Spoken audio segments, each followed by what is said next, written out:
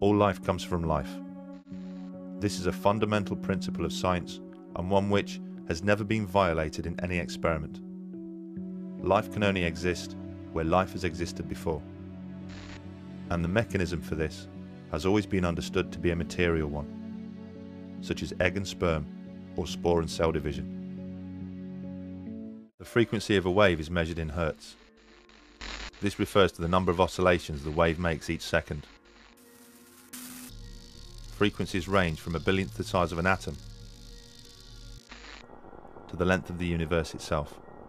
In theory, frequencies are infinite, so ultimately endless. 7.83 Hertz. Schumann resonance. A delicate relationship had been struck between life and the frequency of the planet. An interaction of living organisms and electromagnetic frequencies. A reliance. A bond. Okay, these things here, those are microtubules. See those little connections between those two cells? Those are microtubules. And when everything is working right in a cell, you have two types of communication that occurs between cells. You have cells that communicate and talk to each other, and when they talk to each other and work together, they form a tissue. And when you have tissues that talk together and work together, you have organs. And when you have organs and tissues that talk together and work together, you have an organism. And we as human beings are an organism. And it is all based on the ability of cells to be able to communicate with each other. These two different types of communication between cells involve microtubules and gap junctions. Now, microtubule communication is instantaneous energy communication. It occurs at the speed of light.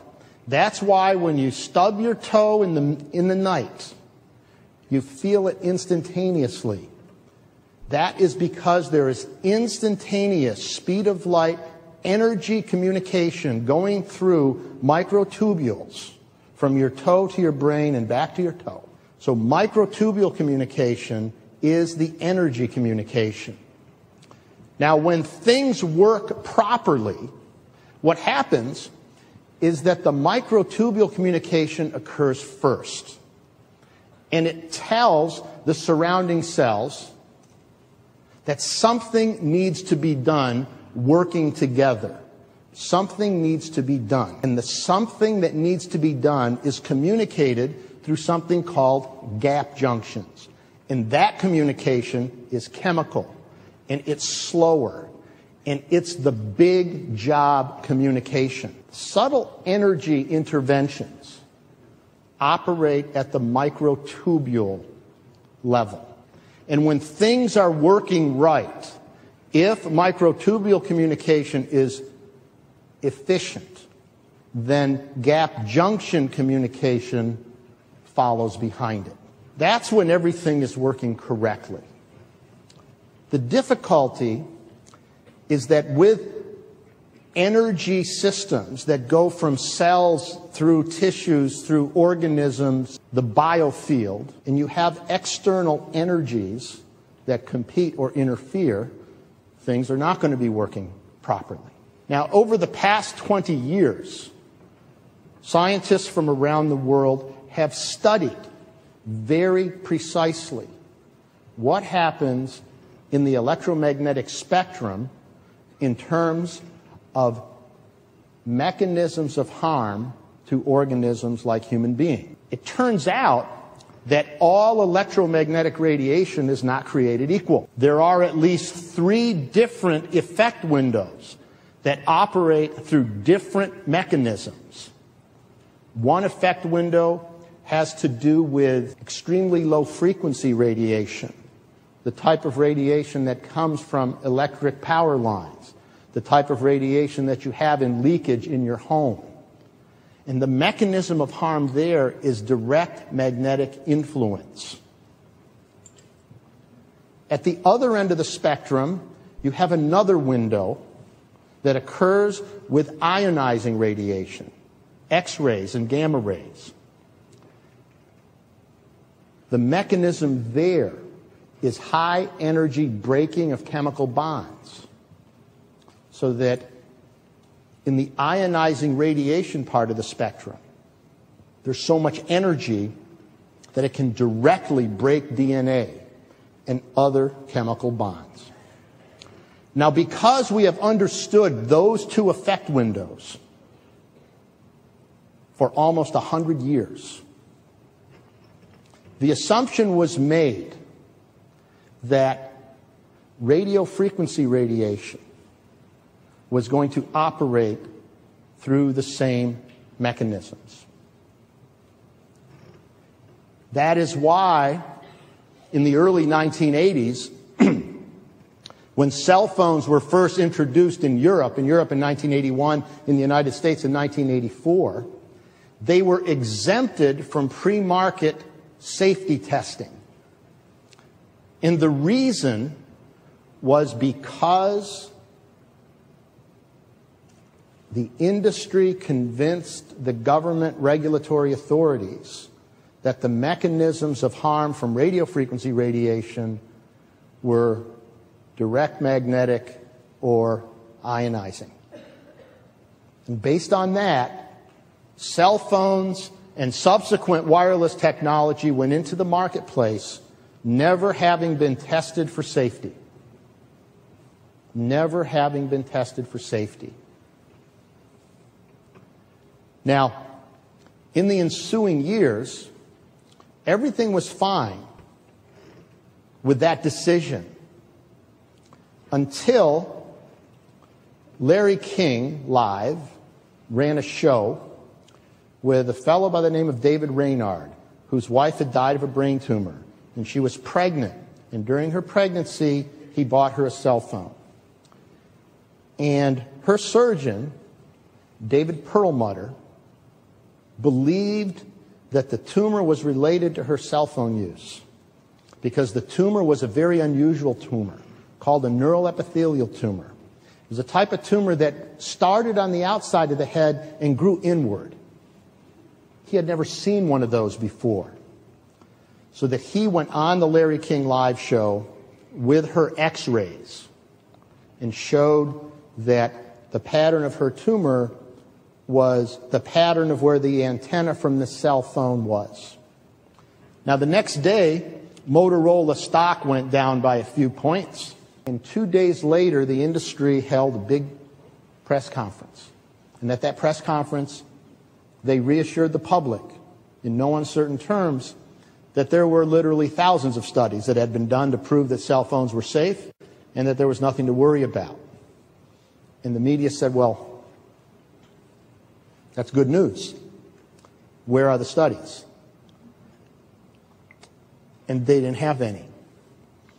And they tried to show the media studies of microwave ovens.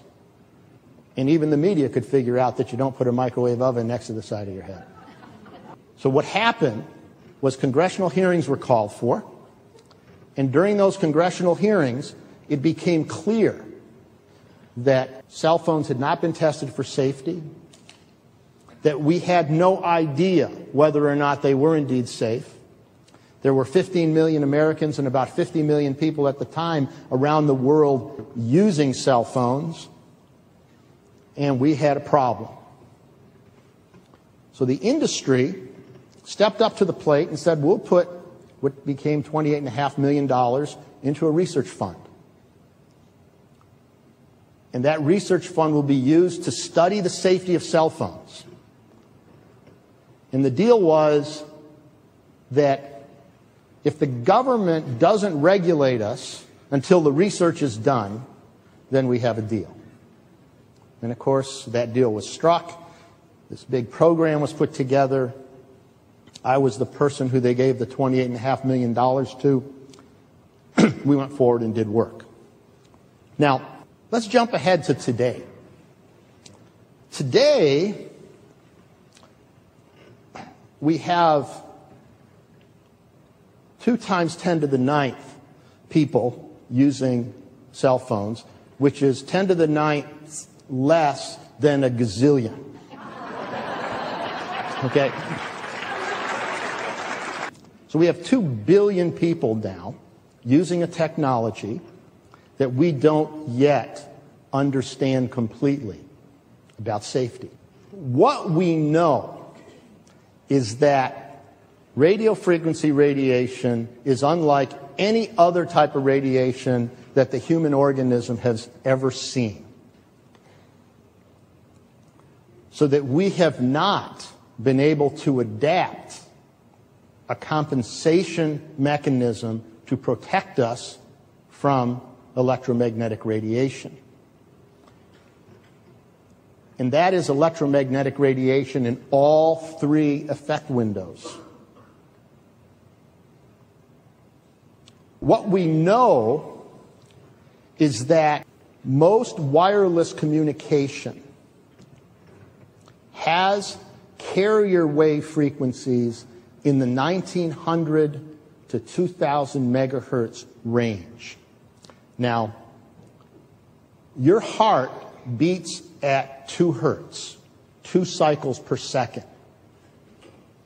1900 megahertz is 1900 million cycles per second. That frequency oscillation is so high that biological tissue cannot recognize it. So that on that basis, radio waves in and of themselves simply pass through human being without doing damage. The problem is that those radio waves don't exist in nature, and the only way they exist in real life is with information on them. When I was a young boy, my mother had a clothesline that was on pulleys. So you pull the clothesline and the clothes would go out, and then you pull it back and the clothes would come back in. The way the 1900 megahertz carrier wave works is like that clothesline. It is the clothesline that carries the signal from a cell phone, from a PDA, from a wireless computer hookup to a base station. So that is the clothesline, the carrier wave. But your body can't see the clothesline. Now, when you put clothes on the clothesline, it is the equivalent of putting data packets on a carrier wave. Because it's necessary for information to be interpreted from your cell phone to the person who's answering the phone at the other side. In order for that to happen, information is put in packets, and those packets are put on the carrier wave.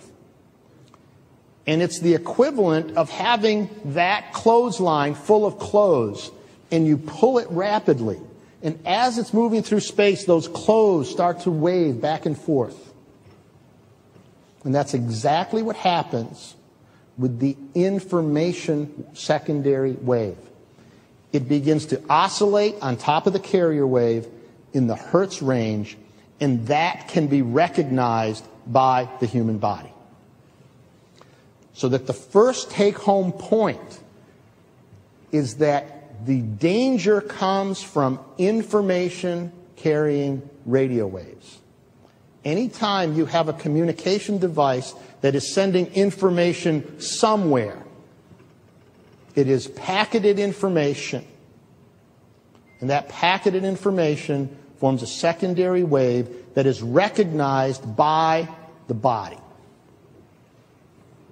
Now, how is the information recognized? Well, it all goes down to the cell. And the cell membrane has protein sensors on the outside of the cell membrane that vibrate. And when this information carrying wave comes in the vicinity of the vibrating protein, they communicate with each other. And there's recognition. So that for recognition to happen, you need to have what's called resonance. These need to be vibrating in the same way. But once the recognition happens, the cell membrane has to interpret whether this is good information or bad information. And it has no experience with information carrying radio waves. So it interprets it as a foreign invader.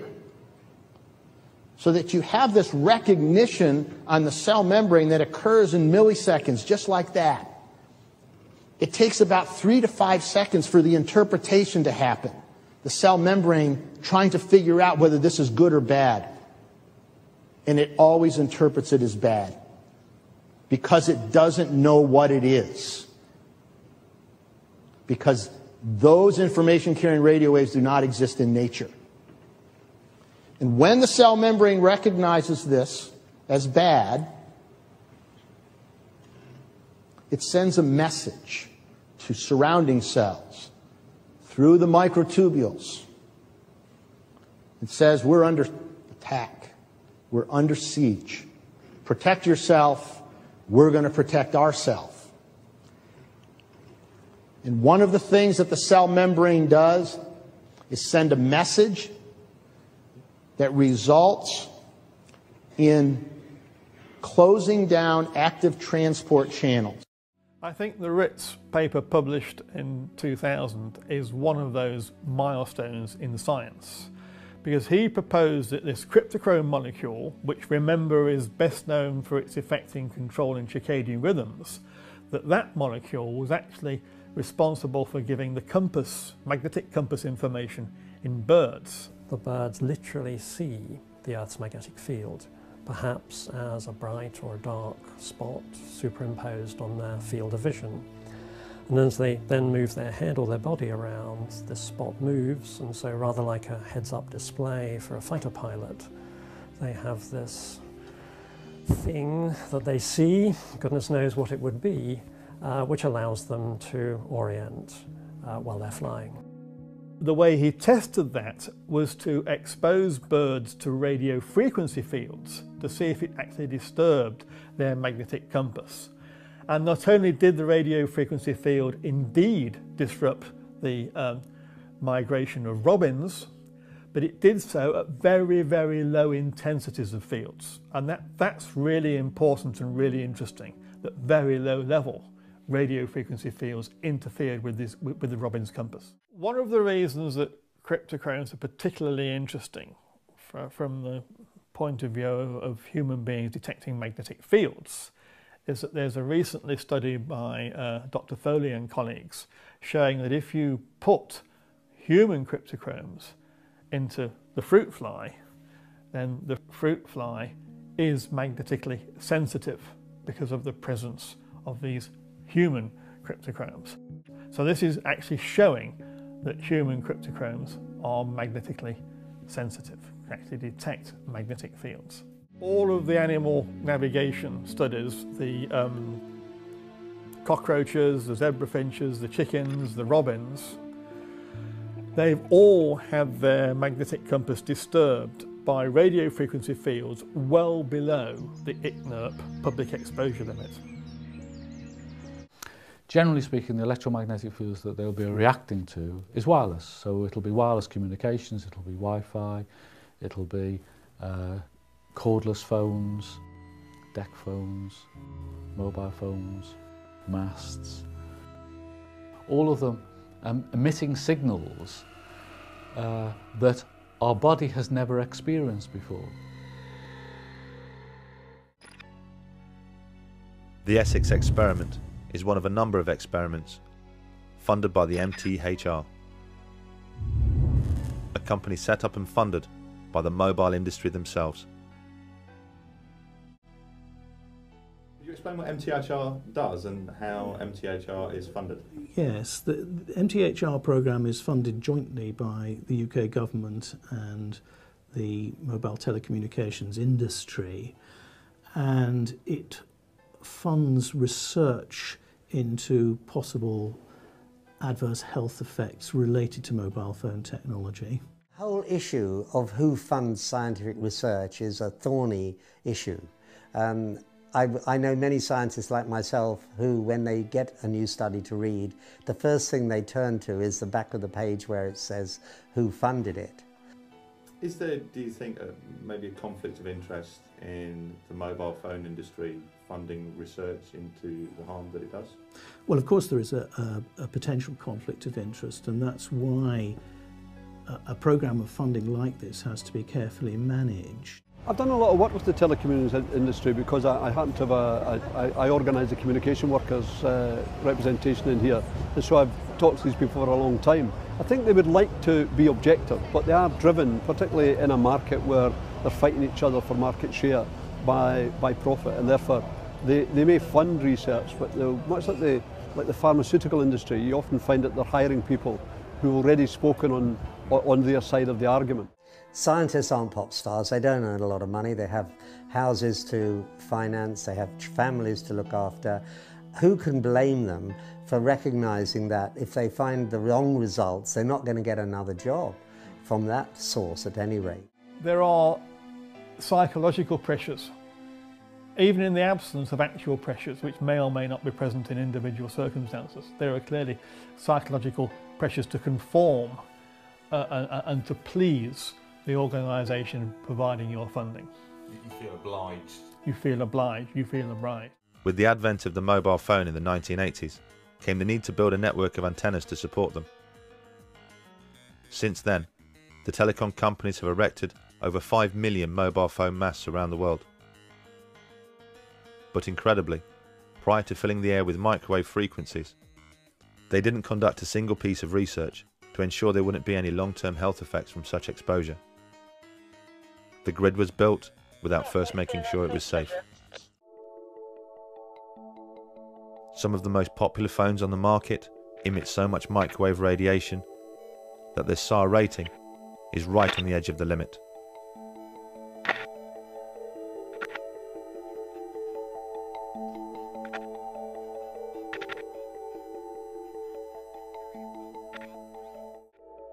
Every millimetre of skull helps protect the brain against the phone's microwave radiation, and therefore lowers the phone's SAR rating. Children get their first phone at the average age of 8 years old. An 8-year-old skull is considerably thinner than that of an adult, so you would hope that phones are tested against a skull which represents the thickness of that of a child. The SAM head is an average shaped and sized human skull. The average of 10,000 people has been taken in terms of their head measurements, and this SAM phantom head has been created, which is an average human skull. Obviously, the head of an average human being is considerably larger than that of an 8-year-old child. But when we investigate the company that makes the SAM phantom head, we discover that the news is even worse. The SAM phantom isn't just the average of 10,000 people.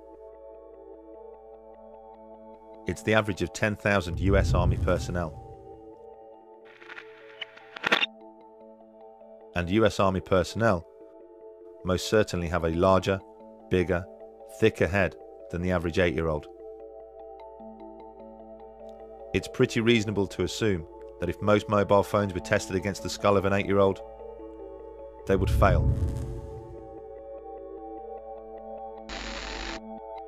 Who is it that sets the standards? A group of people from a committee called ICNIRP. The people who do the work on mobile phones are, by and large, engineers.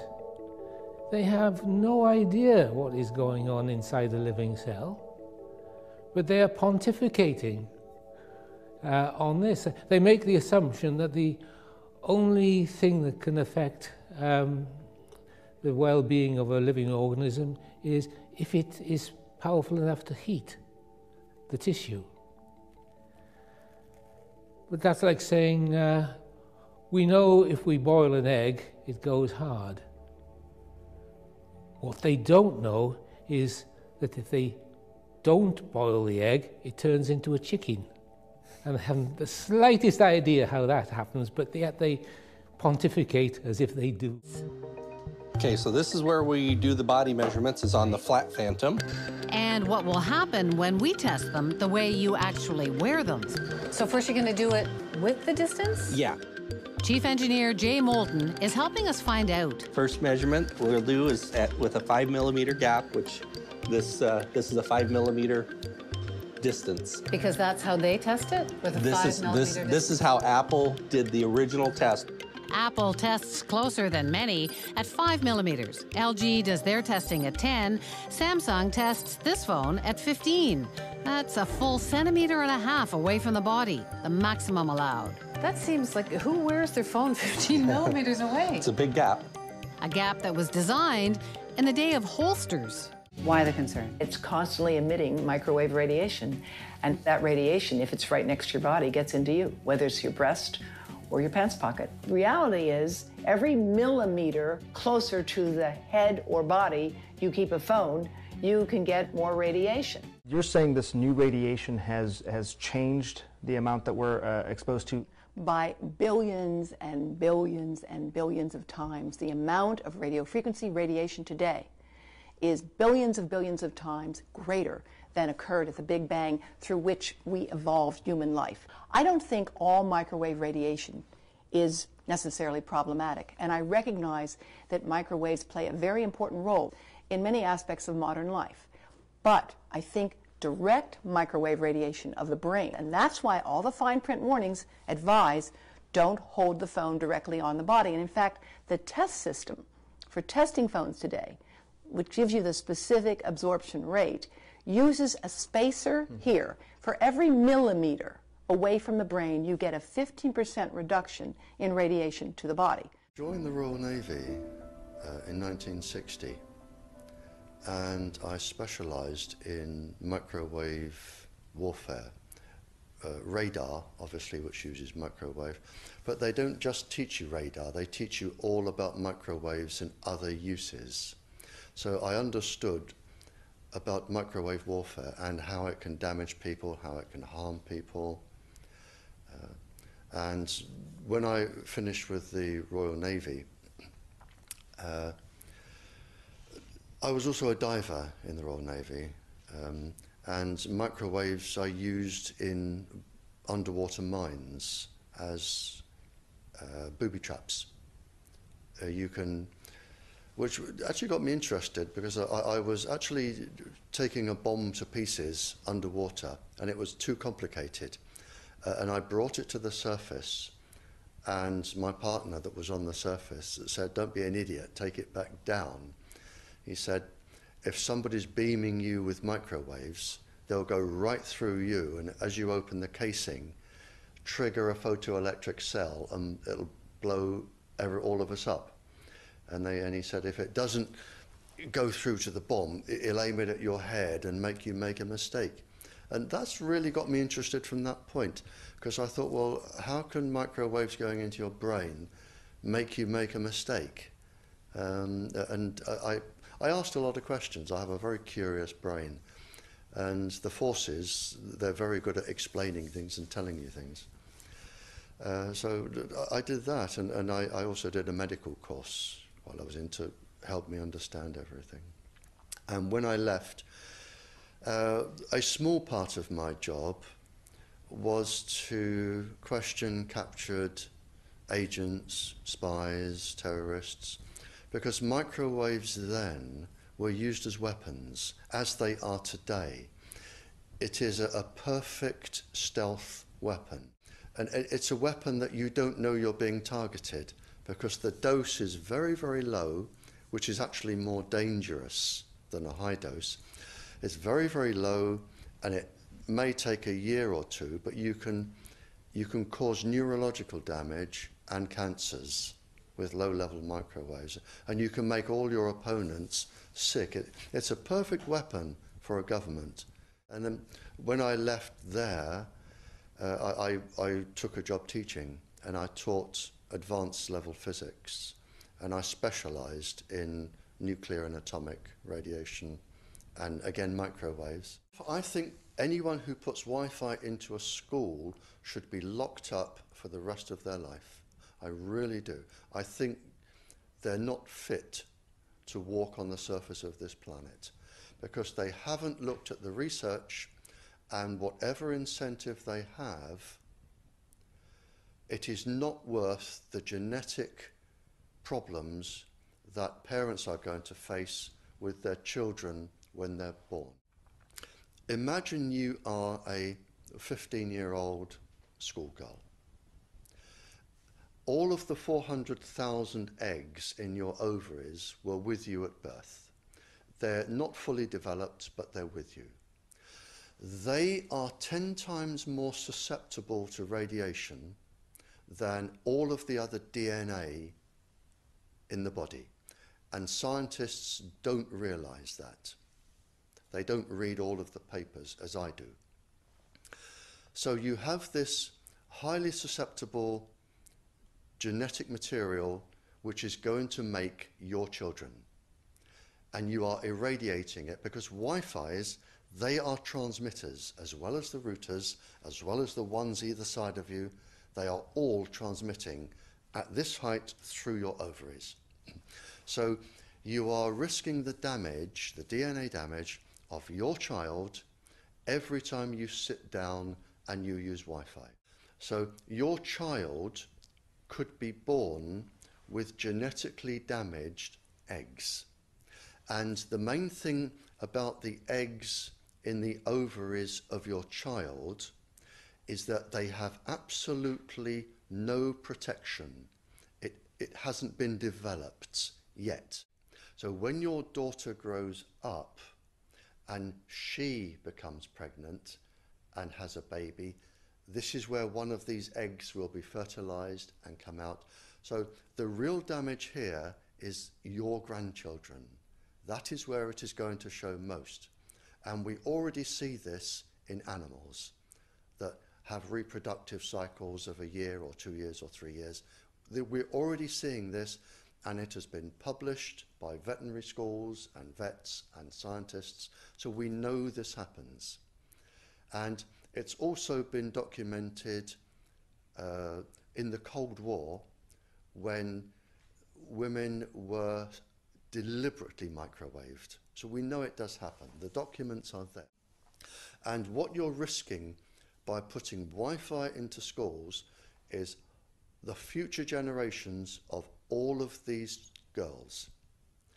But it gets worse, because this particular DNA, the mitochondrial DNA inside you, and the DNA inside you, the mitochondrial DNA, you can trace unchanged to your mother, her mother, her mother, right the way back to the beginning of the human race in Africa, the Stone Age. You can trace your ancestors, if you could, right back to the very first lady. It is unchanged, the mitochondria. And that is being unchanged in your children, which means if you damage it, your child could be genetically damaged, then her child, and her child, and her child, forever. You are condemning the future generations of every single child until there are no more lines left in the female in your family. You must stop. A female must stop producing children for this to stop. So when you put Wi-Fi in schools, what you're saying is, for the sake of a little bit of money that saves getting a workman in to drill holes through the walls to feed cable, because it's cheaper, we're just going to put Wi-Fi in, but you can have genetically damaged children for the rest of your family's career. That's what we're saying. So what we have here is an EMF detector. And what this does is measure magnetic, electric, and radio microwave frequencies. Essentially dangerous frequencies that are set off by electric devices that can cause sickness and disease, most especially like cancer. So we're going to measure a couple things in the kitchen. First thing we're going to measure is the microwave. So we set it to 0 to 3. When you get to 3, that's the red zone. That's considered the most dangerous. So we're going to start the microwave, see what happens. Okay, so immediately goes right to 3. So let's go to 0 to 100 range. And it's still way past 100. So obviously the closer, the worse it is. So as we come further back, we'll see how far it stays past 100. This is considered extremely dangerous. Still is. As long as it's past 3, it's dangerous. We're all the way past there. Now getting closer, let's see when it stops. It's at 100. We're about 4.5 feet away right now. Immediately back to 0. So in addition to taking all the vitamins and nutrients and radiating your food, the microwave, just standing within about 4.5 to 5 feet of it, is dangerous for you. This is a refrigerator. So we have a new one and an old one. We're going to see what happens. So putting against it, it's right at the danger line. It's right at 3. The freezer gets a little bit worse. Now we have an old one here, and it goes way up. Now what's the point of knowing this about your refrigerator? Well, I want to show you something in the back. So if you go to the back of your refrigerator and you look, what happens is it immediately goes all the way up past 100, just like the microwave. Now what's the importance of knowing this? Is where your refrigerator is located based on what's behind it is what's very important. So if we have this refrigerator right up against this wall and our bedroom with our bed is right against the other side, then we're going to be having this magnetic frequency going right into our head while we're sleeping. This is a standard Mac laptop computer. So we put this on top, and as you can see, we're still in the 0 to 100 range. It immediately goes way off the charts past 100. Now what does that mean to you? These are something that people keep on their laps. So we look here, going back. As soon as I get within a couple inches of it, it goes way off the chart. Now remember, 3 is what's dangerous. We're all the way up past 100 when I touch it. So what does that mean? You don't want to put a laptop on your lap. That's why Apple is no longer calling these laptops. They're calling them personal computers. Because when you put this on the lap, you're having it right on top of your reproductive organs. Really bad place to do that. We're going to try a couple of cell phones. So this is a Apple iPhone 5. We're still on the 0 to 100 range. We just made a phone call. And look how bad it goes up. That's the back side. And of course the front side just as bad. Now the phone call just stopped, and let's see what happens. You can see even without a phone call, the range still goes up and down. The reason that is because every time your phone is looking for service, the range goes up to about 50, and this is why it's a good idea to keep this out of your pocket. If you can keep this in a knapsack or something like that, or when you get somewhere, take it out of your pocket if you have to. So we're on the 0 to 100 range. BlackBerry's making a phone call. It's stuck past 100. That's the back of the phone and the front of the phone where you talk.